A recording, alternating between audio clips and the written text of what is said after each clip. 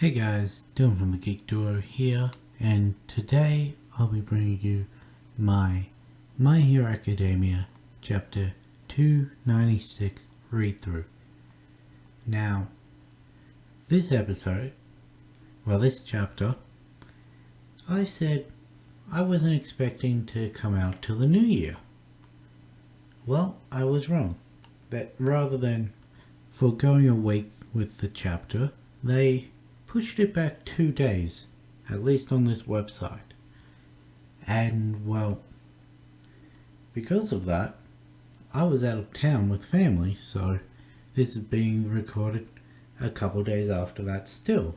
So it's going to be out a little later than normal, but at the same time I haven't seen any of the chapter breakdown or any of the spoiler videos that have come out that normally come out anyway, so maybe I'll be the first to release content on it. Anyway, the chapter opens up where it left off last time, with the overhead shot of Jakku City as Shigaraki is escaping, and we hear Midoriya's narration as he says, afterwards, those who survived in the front line, along with the Corps tasked with rescue and takedown, promptly headed to the front.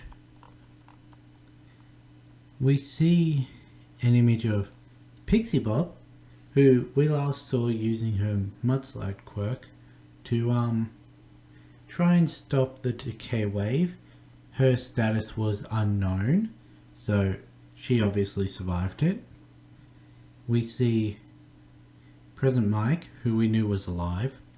We see Wash, who we last saw at the hospital evacuating people in his bubbles, so he survived as well. We see 13, who again last saw with the first decay wave, and while her helmet is cracked, other than that, she seems physically fine. And we also get a spread of various heroes rushing through the city. Not that are really recognizable. There's one who seems to be able to create either water or fire like discs that he can fling at things, almost like a chakram or a shuriken. You see someone with a bow and arrow, a few jet propelled heroes, but yeah, there are none that are actually recognizable. As Midoriya continues with, those who could still move attempted to stop Shigaraki from his retreat. However, due to the near high ends and their sudden diversion and stun tactics as were commanded of them, the heroes had merely been toyed with. 3 of these near high ends were disposed of. However, the whereabouts of the remaining 7, along with Shigaraki's group, are unknown. However, Gigantomachia and Mr. Compress were detained, and at the Gunga Mountain Resort, Redestro, Getten, Trumpet, and the Paranormal Liberation Front members gathered for a meeting, as well as those on the front line, added up to 16,929 people detained. However, after Gigantomachia's stampede, there were 132 missing, including Paranormal Liberation Front executives. As for the other branches spread across the country, their supporters were overpowered. Okay, so while this is being said, we get the shots of the people he's talking about. Gigantomachia tied to the ground, Mr. Compress being treated for the massive hole in his torso, Redestro knocked out with a very tired looking edge shot. Do you mind? if I leave this in, those noises were my dog rearranging himself on my bed. Anyway, yeah, Redestro finally being knocked out by the tired-looking Ed shot. We see Geddon, who is actually half encased in his ice, like, well, more than half, just this part of his torso and head are out, clearly knocked out. And when I initially read through this chapter, it looks like Cementos is actually dead in this panel, because he's got a couple ice shards sticking out of him. However, we learn later that he's not among the dead that are listed. Gets a shot of some of the Paranormal Liberation Front members who were detained. It's got the Speedy guy, the hero that was apprehended by Death Arms at the very start of this war. He's in a prisoner transport vehicle. Honestly, this is a near complete win, because 16,929 that are captured versus the 137 that escaped. That's the 132 Paranormal Liberation Front members and the 5 of Shigaraki's group. That's counting Skeptic as the 5th one, because he's left ambiguous in this, because they didn't say that he was in Spinner's Cloak last time, but he also wasn't listed among the ones that were apprehended this time. So, sure, they'll be able to go out and spread more influence, but after the Paranormal Liberation Front being exposed like this, it may not be as effective as it was initially. We hear over a headset that report from Ryukyu Agency's interns. Himiko Toga has escaped and is still somewhere in the vicinity. That darned wrench. At least at a time like this. And we see that there is a police officer looking at the carnage that was Gigantomachia's path, as there are several speech bubbles from different people, all expressing distress being trapped under the rubble. And we focus on 2 very little kids, as one is trapped under a piece of the building and his sister is trying to get him out. He warns her that the structure's going to fall. It's going to collapse on her. And if it falls on me, I want you to have my Endeavour pouch. But she's like, I don't want your stupid pouch. I just want you out of there. I want my brother. But luckily, before the debris that was breaking off the building fell on them, they got whisked out of there by a quick teamwork of Uraraka and Froppy. Uraraka quickly tapping the piece of rubber holding the brother in so that Froppy can wrap her tongue around them, and they both jump out of the way just in time. That was close. Where's your mummy and dad? His leg injured. Let's take him to the shelter first. Someone over here. One of you over here. I'll go help. Sorry, I don't remember what I gave Froppy as a voice. I remember I had it close to what I wanted it to, but yeah, I forgot. Anyway, as they're checking if the kids are okay, a man calls out for help, and so Uraraka leaves the 2 kids with Sue and rushes over to see the man. We see that he is very injured, with blood covering most of his face one arm seems to be hanging at his side and he's clutching at that side. He's like, "My wife, she's inside. Miss, please hurry.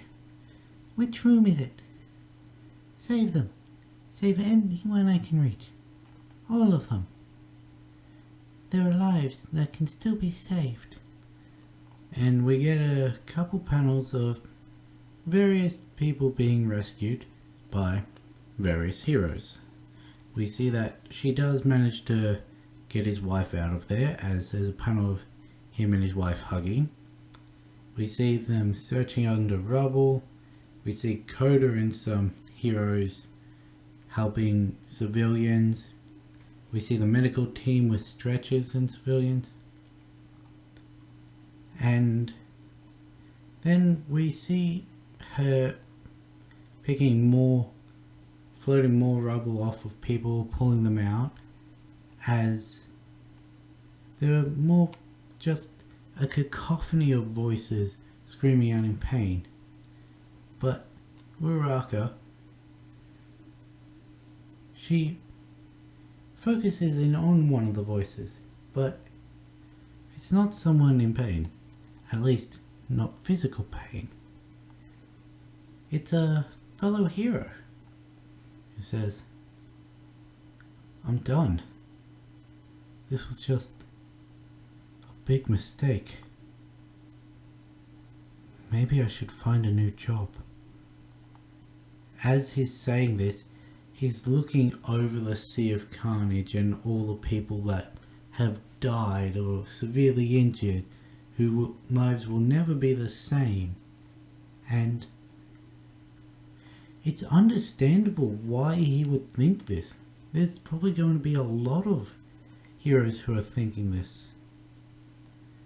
Unfortunately, we see in the next panel that there is one hero that we know who doesn't get the chance to choose whether they want to continue this path, as we see a hand with a handcuffed around the wrist, as Kirishima, Sato, Momo and Mina are looking down at this person, screaming in anguish and crying at the death of their beloved teacher. That's correct. Midnight has died. I said in the last episode that it looked like it. I didn't want her to die. I liked her as... Sure, she was inappropriate, but... She was funny. And... yeah. She was also the only female teacher, so... But... yeah, she will be missed. As Midoriya... it cuts back to Midoriya going over his narration again. And as he's saying this, we get an image of initially the cable that started this all, that sparked in the liquid that Shigaraki was lying in. He says, Shigaraki had died, and the device designed to resuscitate him had been destroyed. The electric shock at that very moment was so insignificant that even Exodus, who had been beside him, didn't feel it. It wasn't enough to facilitate resuscitation. What brought him back to life was his dreams and ambitions. It was all due to one thing, Shigaraki's tenacity, that so many lives were lost. And we get a full page of pyramiding of all the heroes who had died. On the top is Midnight. The second tier we have Exless, Magic, or whatever Momo's internship was with. We have Crust.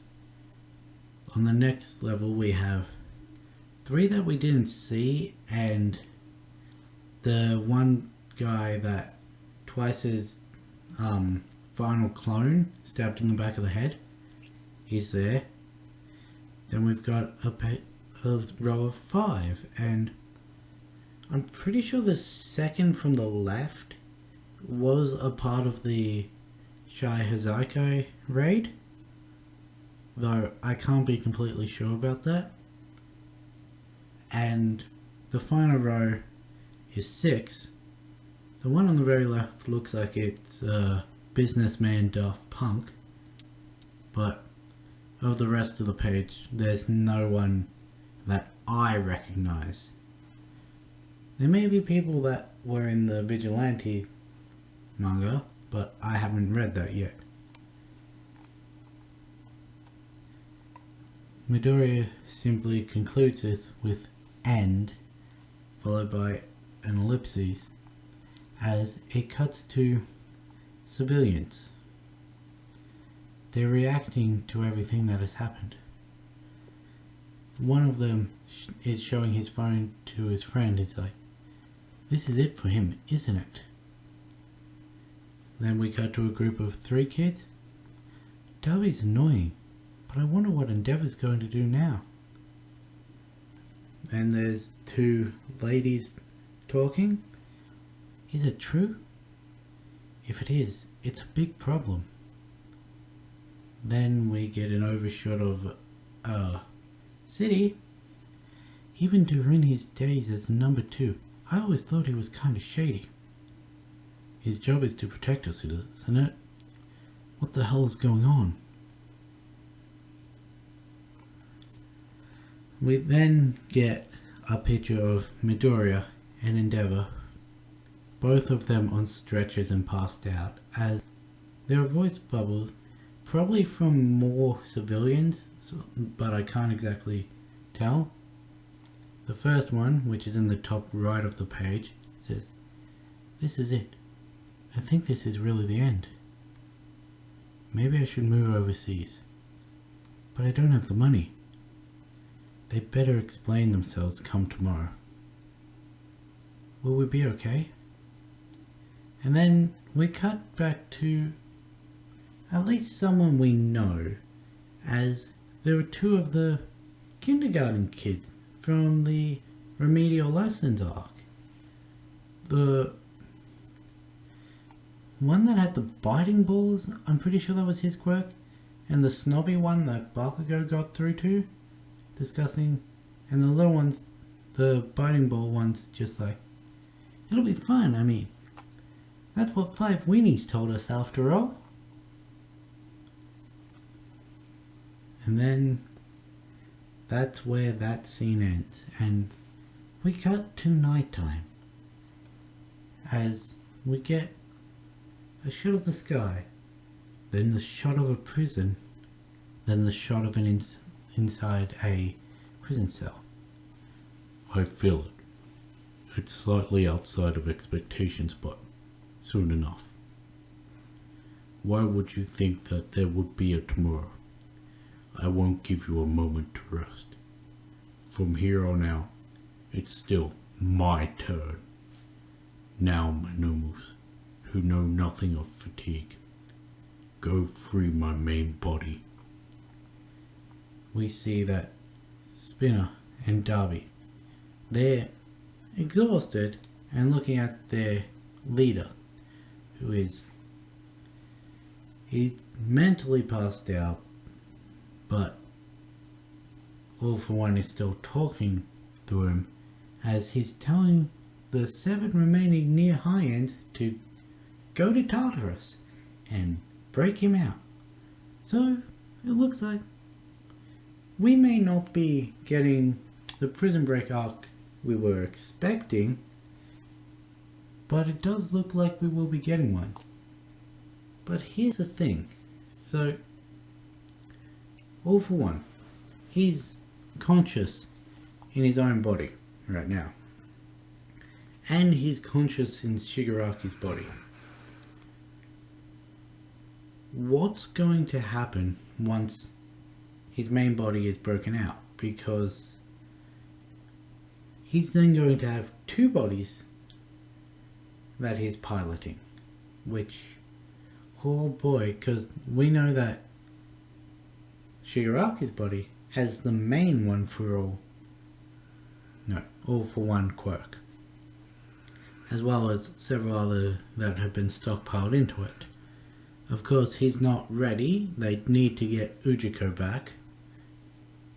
But we also know that all for one, he has the copy of the quirk, and all the quirks he showcased in Camino at least. So there's possibly going to be 2 all for one controlled bodies fighting, which, oh boy, does it fucking stop doing that. Oh boy, does that stop sign bad times for the heroes, and could very well be the catalyst to send them out of the country so they can continue training as a resistance. But yeah, so here's the thing. Class 1A, they had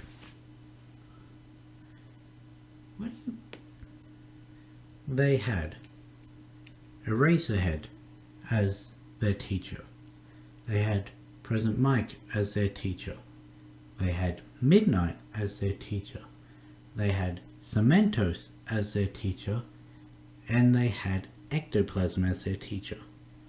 These were their 5 main teachers that were traveling with them through the years of UA. Severely injured. Has lost a leg. Physically fine, though mentally questionable. Dead. Severely injured, impaled in several places with what looks to be ice shards, so you can't exactly keep ice shards in your body to stop the blood flowing, because your blood is warm and will very quickly melt the ice, so it's going to be suffering with a little bit of blood loss between now and, well, any future chapters, and did not appear at the war at all. So yeah, Class 1A not having the best of luck with teachers. We don't know how Class 1B's doing with their teachers because, well, we only really know of Vlad King as their teacher, and he didn't even show up in the war. His students fought in the war, but he didn't. I mean, he was probably there, but definitely didn't see him. Heck, Ectoplasm was probably there, but didn't see him. But there's no way those teachers will be able to teach at UA anymore. Well, Midnight obviously won't be able to. Eraser, he's probably going to have to take time off, at least until Aries' horn grows back, so that she can use her quirk to rewind his body. However, if she uses her quirk to rewind his body, she can't use it to rewind anyone else's body until her power restocks again. So, here's the question. We know that she has just used her power the day before the war started on Mirio, which means she has the full charge up time.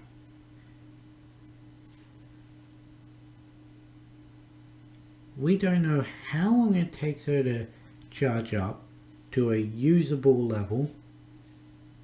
We don't know how much, say, healing a leg would be compared to healing a quirk factor, whether it's the time between where they are now and when they lost whatever needs to be reverted. Who knows? Here's the question though. Yes, I know this would be very selfish of UA, but hear me out. Could they revert Midnight back into a state of living? Because the only limitations that were placed on Aries' power so far is that A, she had a lack of control, but B, her quirk only works on organic life forms. So, plants, bugs, and reptiles, which is what they were working with, humans, animals, all that. If a person is dead, do they cease being an organic life form? Because if the answer is no, then they might preserve some of the bodies, at least the ones that they can recover, and just over time systematically bring them back.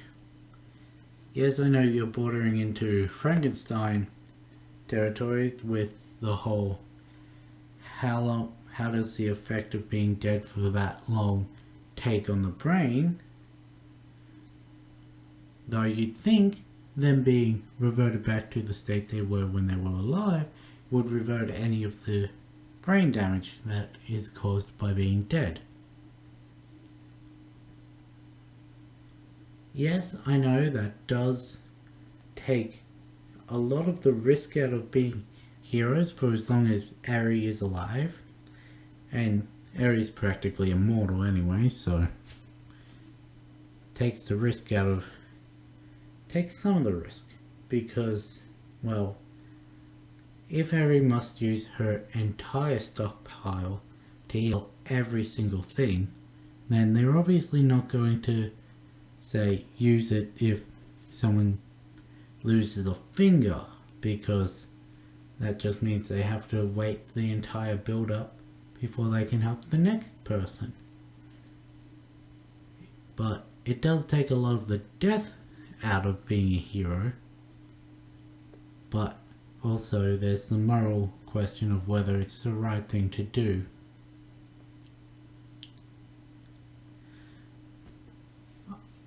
Look, if they don't go down that route, if it would take too much of the risk of being a hero out of it, I want them to at least make mention that they tried it.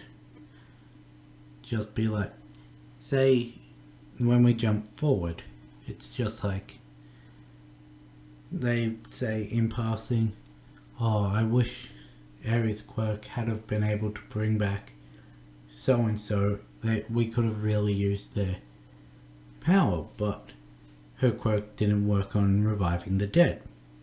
If they say that, okay, completely understandable, have a nice day. But if they don't even try it, what's the point? Anyway, I've been talking about the future of this arc because I spoke about the sections of this chapter as they were going through. It was a very difficult chapter to talk about because there's so many pages that aren't actually people talking, it's just narration over images. So I have to describe each separate image that's not connected rather than just a series of events that happens. But yeah.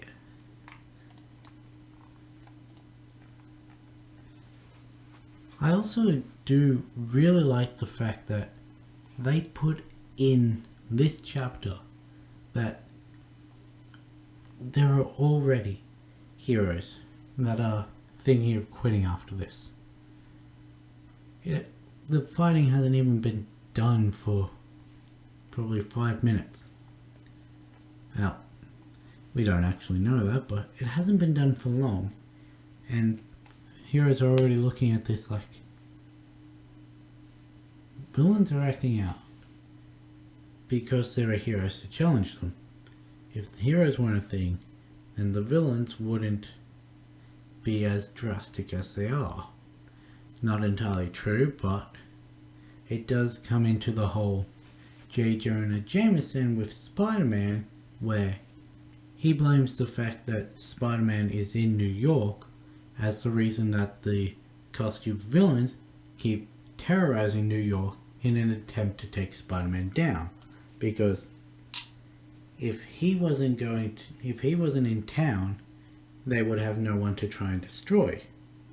Yes, it would mean they would take over the city, but the city wouldn't be getting destroyed and people injured from them fighting, which would be going through a lot of people's heads right now.